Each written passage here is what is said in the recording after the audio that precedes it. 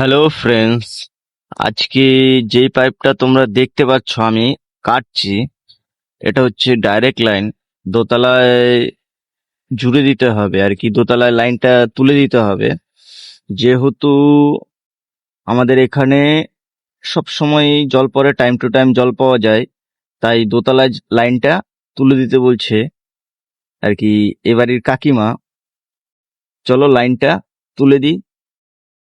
কটা সমস্যা নাই, করে দিচ্ছি। বললো ওইদিকে করতে হবে। তুমি সেদিন দেখে আসবে না, বললো ওই সাইডটাই করতে হবে। আমার কথা শোনেন, লাইন যেদিক দিয়ে উঠবে সেই জায়গায় পয়েন্ট করব, ঠিক আছে?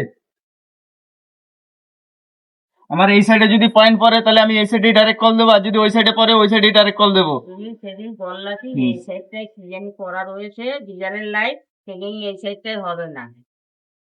যাই হোক, আমাদের লাইন ডাইরেক্ট লাইন আর কি কাকিমার বাথরুমে আমরা দিয়ে দিয়েছি, ঠিক আছে?